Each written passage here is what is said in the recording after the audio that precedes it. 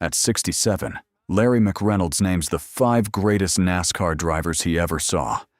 I've been in rooms that most NASCAR fans will never see.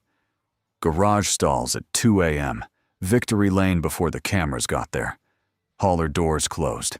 No mics, no crowds, just me and the greatest drivers who ever lived. What I saw in those rooms changed how I understood greatness forever. I want to be upfront with you before we get into this list. I'm not doing this from a stat sheet. I'm not doing this from a highlight reel. I'm doing this from over 40 years of being there, not watching from the stands, not calling it from a broadcast booth. Being there, on the pit box, in the hauler, standing 6 feet away when everything went right and when everything went wrong. As a crew chief for 15 years, I won 23 cup races. I worked with some of the most gifted drivers this sport has ever produced, and I'm going to tell you about 5 of them today. But I need you to understand something before I do. This list isn't just about championships. It isn't just about wins. It's about what I personally witnessed in the moments nobody talks about. The moments that happened in rooms where there were no cameras, no reporters, and no script. I promise you this. By the time we get to number 1, you will understand the word greatness differently than you did when you pressed play. 5 drivers, 5 rooms, 5 moments. We start at number 5, and we open the first door. Watkins Glen International Raceway, 1988. It is my very first win as a Cup Series crew chief. I've been chasing this sport since 1975. 13 years of grease and grit and heartbreak to get to this moment. And the man who got us there, who drove that car to victory lane for the first time and put my name on the map, is standing beside me when it's all over. Now, most drivers in victory lane, they're in their own world. Champagne, confetti, TV cameras, sponsors, the whole circus. And you can't blame them. They just won. But this man turns to me, and he doesn't say anything spectacular. He doesn't give a speech. He just puts his hand on my shoulder and says, quietly enough that only I can hear it, "We're just getting started, Larry. You and me. We're just getting started." That man was Ricky Rudd. People don't talk about Ricky Rudd enough when they talk about the greats, and that bothers me. Because what Ricky Rudd had, that absolute refusal to accept limitations, was something I have rarely seen duplicated at that level. He won at least 1 race in 16 consecutive seasons. 16. That is a record that may never be broken. And the reason he did it wasn't luck. It wasn't money. It was will. Pure, stubborn, relentless will. I know because I was there at the beginning of it. I saw where it came from.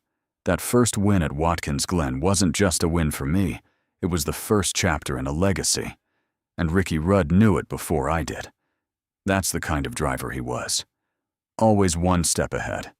Always seeing further down the road than everyone else in the room. 1 door down. 4 to go. There's a thing that happens in a hauler after a driver dies. The silence is different from any other kind of silence. It has weight to it. It presses on your chest. And the people inside that hauler, the mechanics, the engineers, the men who gave everything they had to that team, they're looking at each other wondering the same thing. How do you come back from this? How does anything ever feel worth it again? In 1993, I lost Davey Allison. He was my driver. He was my best friend. When that helicopter went down at Talladega on July 12th, it took something out of me that I've never fully gotten back. I've said it 1,000 times, and I'll say it again. Yeah, I lost the driver I was having so much success with. But more importantly, I lost my best friend. But this is not a story about grief. This is a story about what happened in the months that followed.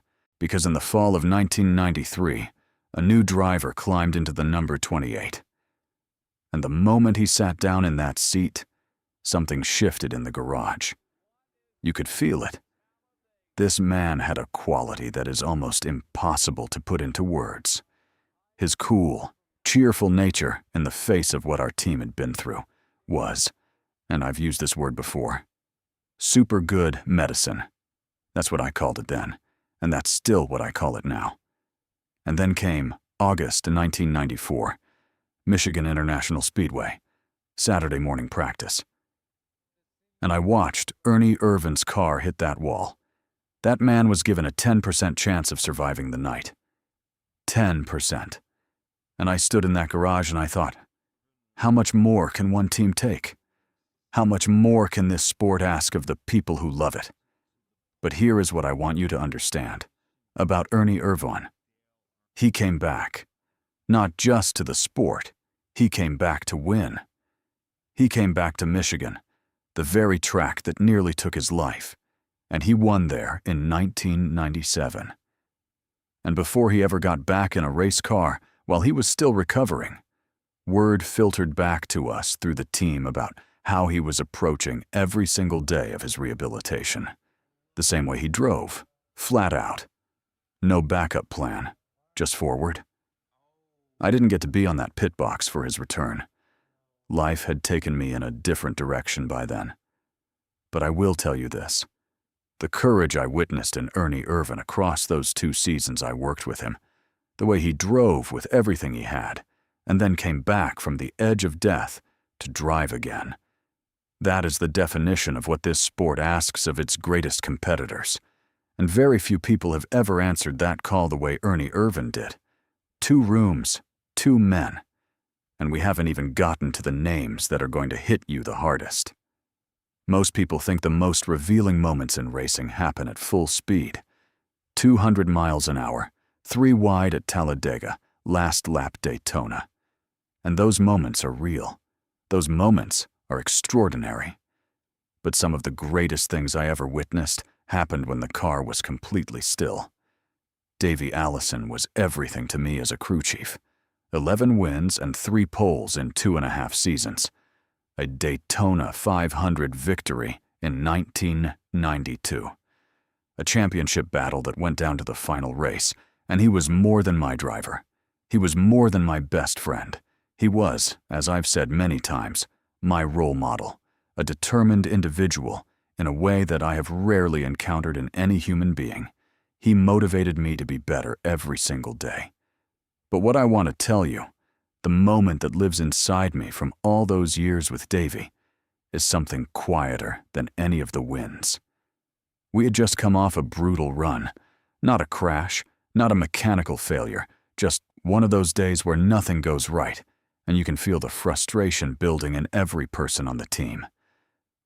And Davey walks into the hauler, and before anyone says a single word, he looks around at every face in that room. And then he sits down, leans forward and says, "Tell me what we need to fix." All of it.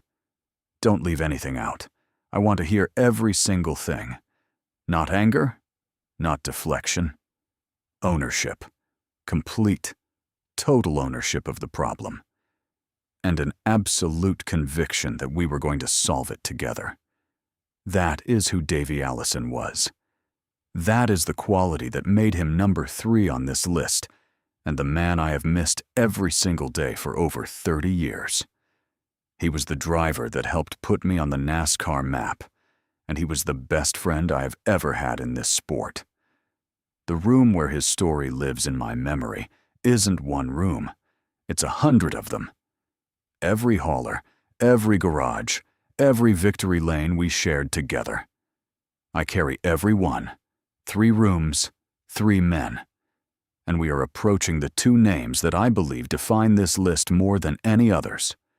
One of them involves a day I have replayed in my mind more times than I can count. A day that started with hope and ended with something I never want to feel again.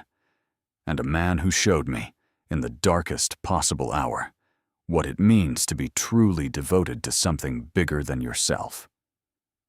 February 15th, 1998, Daytona International Speedway. The start of the Daytona 500, 20 years of heartbreak converging into one afternoon. Before the race, I walked out to the car, and Dale grabbed me. Not a handshake, not a pat on the back, He grabbed me by the collar, and he looked me dead in the eye, and he said, "You just keep me in touch with the lead all day long. And if I'm running second on that last lap, that guy that's leading, his day's going to go bad, real fast." It wasn't cocky. I want to make sure you understand that. Because from the outside, that might sound like bravado. But standing right there, looking into his eyes, I knew what it actually was. It was confidence rooted in decades of work. It was a man who understood himself and his car, and this track at a level that very few human beings have ever understood anything. Dale Earnhardt won the 1998 Daytona 500 that afternoon. And what happened in victory lane? Every crew member from every team lining up along pit road to congratulate him. There wasn't a dry eye in that garage, including mine. But the room I want to tell you about isn't victory lane. It's the room that came before it.